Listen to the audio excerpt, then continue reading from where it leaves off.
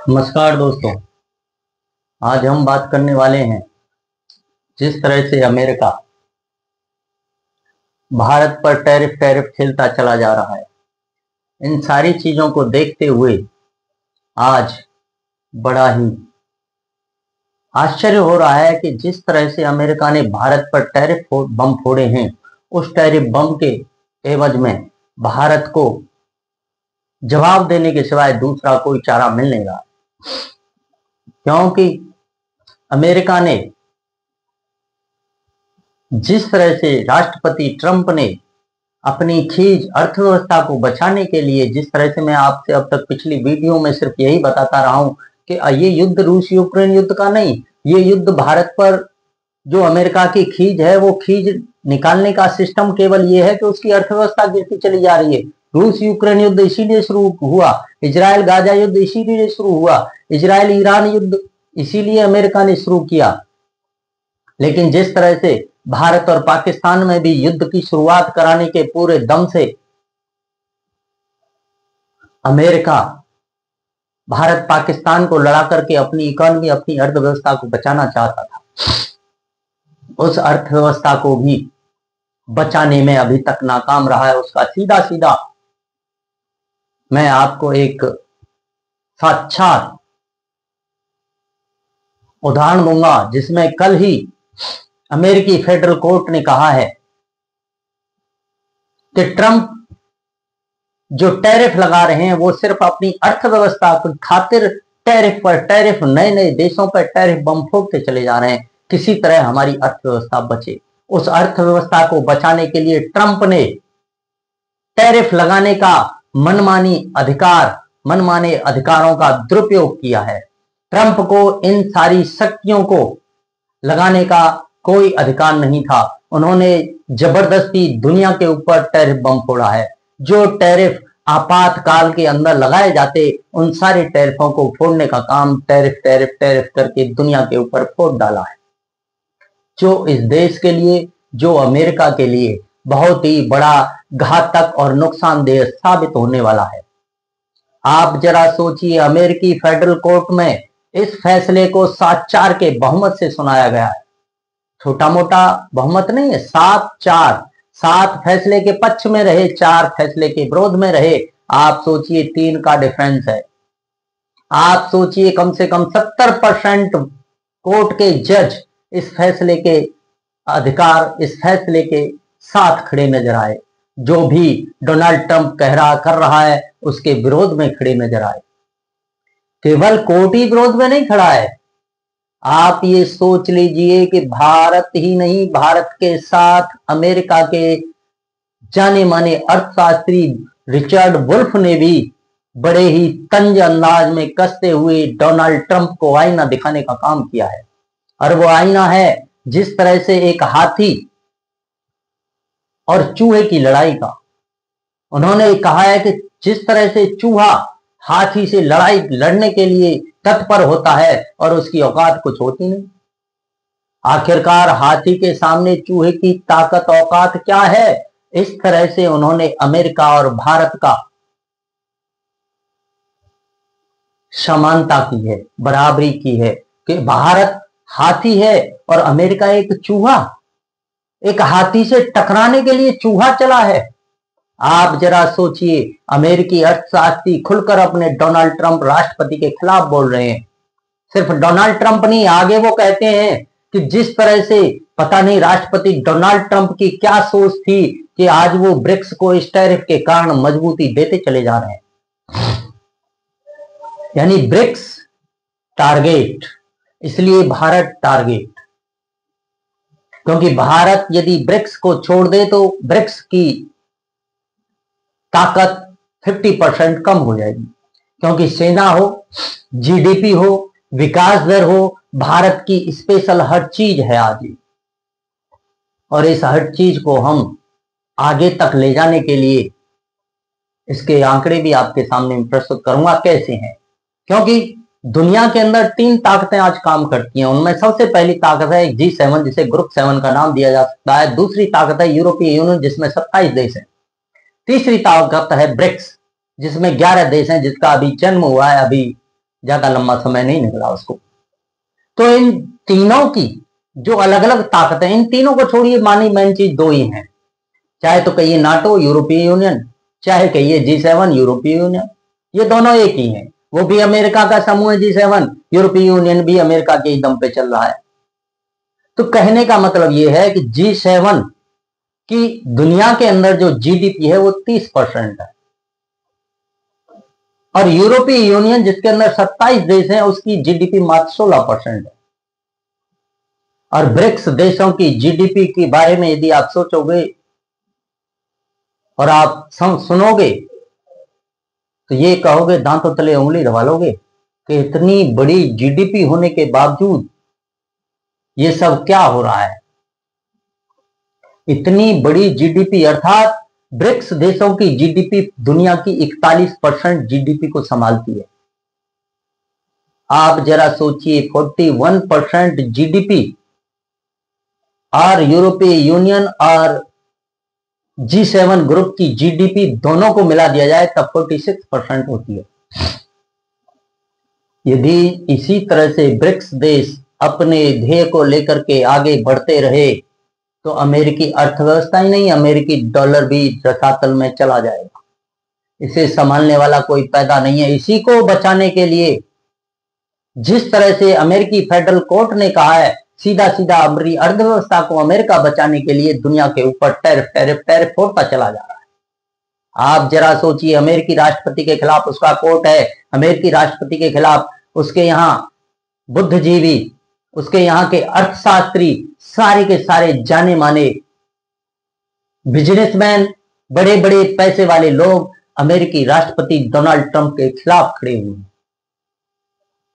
इतना ही नहीं, यदि आप विकास दर के बारे में भी इन तीनों के बारे में जानोगे तो आप फिर ये कहोगे कि आज तक ब्रिक्स इतना नीचे पीछे क्यों था। आज मैं आपको वो भी बताऊंगा, क्योंकि जो विकास दर है ग्रुप G7 देशों की, जिसमें 7 देश हैं, उसकी विकास दर केवल 1.7% है और यूरोपीय यूनियन की मात्र 0.9%। 0.9 दोनों की मिला लो तब 2.6% होती है, और अकेले ब्रिक्स की 4% विकास दर है। आप जरा अनुमान लगाइए किस तरह से दुनिया की ताकत, दुनिया का वर्ल्ड ऑर्डर बदलने की ओर अग्रसर हो रहा है। क्यों कि जब तक भारत अमेरिका के साथ खड़ा दिख रहा था तब तक ब्रिक्स कमजोर था, और जिस दिन से अमेरिका ने खुलकर भारत के खिलाफ बोलना शुरू किया है, भारत पर अनर्गल टैरिफ टैरिफ बार खेल खेल करके भारत को नीचा दिखाने की कोशिश की है, नीचा ही नहीं, भारत को यहां तक बोलने वाले उसके अमेरिकी राष्ट्रपति डोनाल्ड ट्रंप के सलाहकार जो ये कह रहे हैं कि रूस यूक्रेन युद्ध मोदी का वार है।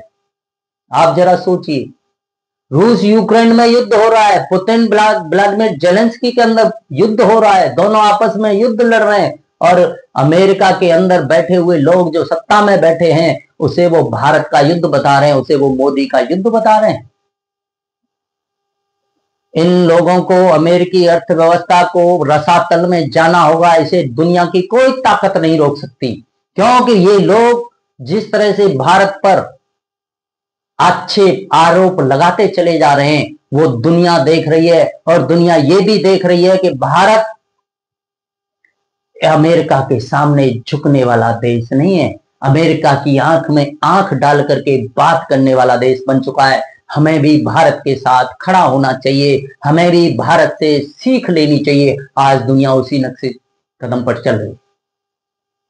जापान को देख लो, भारत के प्रधानमंत्री नरेंद्र मोदी जापान गए और वहां पे जो business module business module America और जापान के बीच जो बैठकें होनी थी टैरिफ को लेकर के और बिजनेस को लेकर के, वो टैरिफ जापान ने कैंसिल कर दी, क्योंकि जापान भी समझ रहा है, यूरोपीय यूनियन देश भी समझ रहे हैं कि जो कुछ अमेरिका कर रहा है अपनी दादागिरी करता चला जा रहा है, जिस देश बचा उस पर टैरिफ लगा रहा है, आखिर कब तक दुनिया सहेगी। एक अमेरिका अपनी अर्थव्यवस्था को बचाने के लिए दुनिया की अर्थव्यवस्था को तबाह कर देना चाहता है।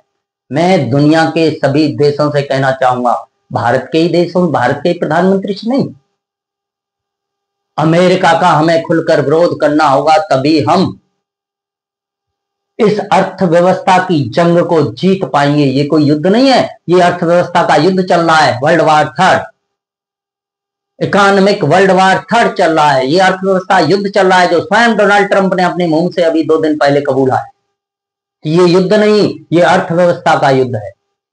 आप जरा सोचिए, जिस देश का बुद्धिजीवी, जिस देश के अर्थशास्त्री, जिस देश का कोर्ट अपने अमेरिकी राष्ट्रपति के खिलाफ बोल रहा हो, फिर भी वो अमेरिकी राष्ट्रपति अपनी जिद पर अड़ा हुआ है, उस देश को रसातल में जाने से कौन रोकेगा? उस देश की अर्थव्यवस्था को कौन बचाएगा? क्या अकेला एक व्यक्ति इस तरह टैरिफ खेल करके बचा लेगा? कितने दिन तक बचाएगा? कितने दिन तक कोई तेरी इस टैरिफ की नीति को दुनिया के अंदर लागू होने देगा? भारत जैसे लोग आज स्वाभिमानी बन करके तेरी आंख में आंख डाल करके तेरी आंखें बाहर निकालने का ताकत रखते हैं। या तो अपने आप को बदल ले अमेरिकी राष्ट्रपति और अमेरिका, नहीं तो वो दिन दूर नहीं जिस तरह से आज सीरिया, लीबिया, इराक, गाजा, जिस तरह से इन देशों का नाम बर्बादी के उसमें लिखा जाता है कि अमेरिका ने बर्बाद किए, ये आगे आने वाले अध्यायों में, आगे आने वाले इतिहास में काले अक्षरों से लिखा जाएगा कि अमेरिका ने स्वयं अपने आप को बर्बाद किया अर्थव्यवस्था में, दुनिया पर टैरिफ ठोक ठोक कर। और उसमें सबसे बड़ा नाम होगा राष्ट्रपति डोनाल्ड ट्रंप का, क्योंकि राष्ट्रपति डोनाल्ड ट्रंप तब से आया है और उसका पीटर नवारो उसका जो सहायक बना हुआ है, सलाहकार के रूप में जो पीटर नवारो को इसने नियुक्त किया है, तब से चाहे तो सबसे बड़े बिजनेसमैन दुनिया का एलन मस्क, उससे रिश्ते खत्म, दुनिया के सबसे बड़े बिजनेसमैन से रिश्ते खत्म करने वाला यदि कोई पॉलिटिकल पार्टी, यदि कोई इस दुनिया के अंदर शख्स है तो वो राष्ट्रपति डोनाल्ड ट्रंप और उसके सलाहकार पीटर नवारो जैसे लोग हैं, कि जो तेरी इकोनॉमी को बूस्ट कर रहा है, तेरी अमेरिका को आगे बढ़ाने का काम कर रहा है, और तुम उसी को खत्म करने का काम कर रहे हो। आप जरा सोचिए, पीटर नवारो ने सिर्फ यही नहीं कहा कि ये मोदी का वार है, पीटर नवारो ने देश के प्रधानमंत्री नरेंद्र मोदी की भगवा कपड़ों में पहनी हुई तस्वीर को ट्वीट करते हुए लिखा है कि यदि इस तरह के लोग भी इस तरह के काम कर सकते हैं तो ये अमेरिका के लिए बहुत ही दुखदाई है। यानी एक भगवा कपड़ा पहनने वाला आज दुनिया के अंदर अपना नाम रोशन किया हुआ है, दुनिया को भारत की ताकत दिखा रहा है कि भारत क्या है, और वो उस भारत के जाने माने प्रधानमंत्री के कपड़ों को और जाने माने प्रधानमंत्री के धर्म को गाली देने का काम कर रहा है। पीटर नवारो जैसे लोगों को जितनी जल्दी हो सके, यदि ट्रंप ने अपने सलाहकार पद से नहीं हटाया तो मैं आपको आज बताए देना चाहता हूं, बहुत जल्द तख्ता पलट अमेरिका के अंदर होने वाला है और इसे कोई नहीं रोक पाएगा। डोनाल्ड ट्रंप का वो असर होगा जिस तरह से इराक का हुआ। इराक के राष्ट्रपति जिसे फांसी पर चढ़ाया गया था, वो हाल होगा इस ट्रंप का। सीरिया में सीरिया के जो शासक थे, उन शासकों को बुरी तरह से मारा गया, वो हाल इस राष्ट्रपति डोनाल्ड ट्रंप का अपने ही देश के लोग करने वाले हैं। अगले 6 महीने के अंदर अमेरिकी अर्थव्यवस्था रसातल में चली जाएगी, इसे बचाने वाला कोई नहीं है। आप देखोगे भारत जिस तीव्र गति से बढ़ता चला जा रहा है, उसी तीव्र गति से आगे बढ़ता चला जाएगा। और हम भारत के लोग स्वाभिमानी बन करके, स्वदेशी को अपना जीवन बना करके इसी तरह से आगे बढ़ते चले जाएंगे। जय हिंद।